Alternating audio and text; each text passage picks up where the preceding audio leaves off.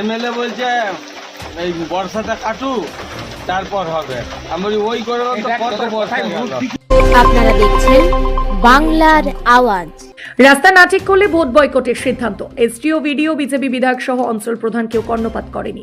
বিষয়টি হলো ঘাটাল বিধানসভার পান্নাভাঙা দহ থেকে বারান্দি পর্যন্ত রাস্তার মাঝে প্রায় 400 মিটার রাস্তার পরিস্থিতি খুবই খারাপ। এলাকার মানুষের কথা অনুযায়ী এসডিও এবং ভিডিও সহ অঞ্চল প্রধান সকলকেই লিখিতভাবে অবগত করানো হচ্ছে। বিগত 10 বছর ধরে ওই এলাকার মানুষ বলেন বিজেপি বিধায়ক শীতল কপাটকেও বলা হয়েছে, কিন্তু সেও কিছু করেনি। এলাকার সাধারণ মানুষ বলেন প্রশাসন থেকে শুরু করে সকল রাজনৈতিক দল কেউই গুরুত্ব দিচ্ছেন এই রাস্তার প্রতি। তাই 2024-এর ভোট বয়কটের চিন্তা ভাবনা করছেন ওই এলাকার মানুষ। এলাকার মানুষ বলছেন গর্ভবতী মহিলাদের হাসপাতাল নিয়ে যাওয়া থেকে শুরু করে স্কুল পড়ুয়া ছাত্রছাত্রীদের পড়তে যাওয়া পর্যন্ত খুবই কষ্টের। তবুও ওই এলাকার মানুষের আশা প্রশাসন তাদের দিকেই তাকাবে। তাই তারা আবারও প্রশাসনের কাছে আবেদন জানালেন যাতে এই রাস্তাটির কাজ খুব তাড়াতাড়ি শুরু করা যায়। আমরা আছি ঘাটাল ব্লকের অজবনগর 9-1 অঞ্চল গ্রাম পঞ্চায়েতের ভাঙাদহ পান্না গ্রামের সংযোগস্থল, ভাঙাদহ বারানন্দী গ্রামের সংযোগস্থল।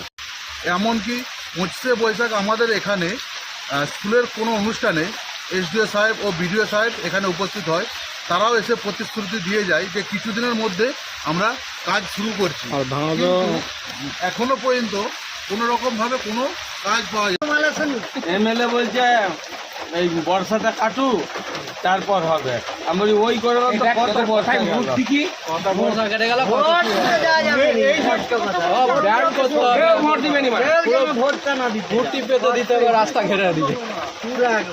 প্রশাসনের কাছে আমাদের বারবার বিনতি, যত তাড়াতাড়ি চাই, যত তাড়াতাড়ি পারেন আপনারা আমাদের এই কাজটি সম্পূর্ণ করুন। ঘাটাল থেকে নকিবুল ইসলামের রিপোর্ট, আপনারা দেখছেন বাংলার আওয়াজ।